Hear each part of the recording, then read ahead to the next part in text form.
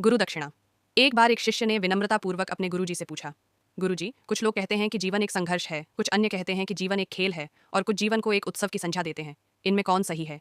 गुरुजी ने तुरंत बड़े ही धैर्यपूर्वक उत्तर दिया, पुत्र, जिन्हें गुरु नहीं मिला उनके लिए जीवन एक संघर्ष है, जिन्हें गुरु मिल गया उनका जीवन एक खेल है, और जो लोग गुरु द्वारा बताए गए मार्ग पर चलने लगते हैं, मात्र वे ही जीवन को एक उत्सव का नाम देने का साहस जुटा पाते हैं।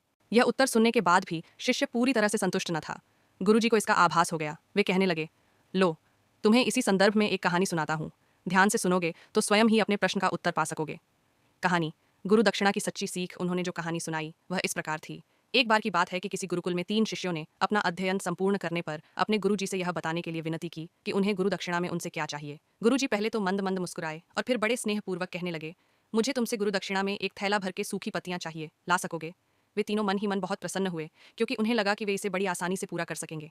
जंगल में तो सूखी पत्तियां सर्वत्र बिखरी रहती हैं। वे उत्साहपूर्वक बोले, जी गुरुजी, जैसी आपकी आज्ञा। अब वे तीनों शिष्य चलते चलते एक समीपस्थ जंगल में पहुंच चुके थे।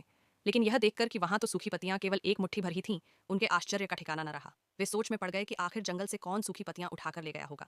इतने में ही उन्हें दूर से आता हुआ एक किसान दिखाई दिया। वे उसके पास पहुंचकर उससे विनम्रतापूर्वक याचना करने लगे कि वह उन्हें केवल एक थैला भर सूखी पत्तियां दे दे। किसान ने क्षमा मांगते हुए कहा कि वह मदद नहीं कर सकता, क्योंकि उसने सूखी पत्तियों का ईंधन के रूप में पहले ही उपयोग कर लिया था। अब वे तीनों पास में ही बसे एक गांव की ओर इस आशा से बढ़ने लगे कि वहां उन्हें सहायता मिल सके। वहां पहुंचकर उन्होंने जब एक व्यापारी को देखा तो बड़ी उम्मीद से उससे एक थैला भर सूखी पत्तियां देने के लिए प्रार्थना करने लगे। लेकिन व्यापारी ने बताया कि वह पहले ही सूखी पत्तियों के दोने बनाकर बेच चुका है।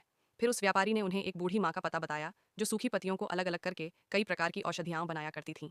वे तीनों उस बूढ़ी महिला के पास पहुंचे और सूखी पत्तियां मांगी, लेकिन वहां भी उन्हें निराशा ही मिली, क्योंकि सभी पत्तियां औषधि बनाने में उपयोग हो चुकी थीं।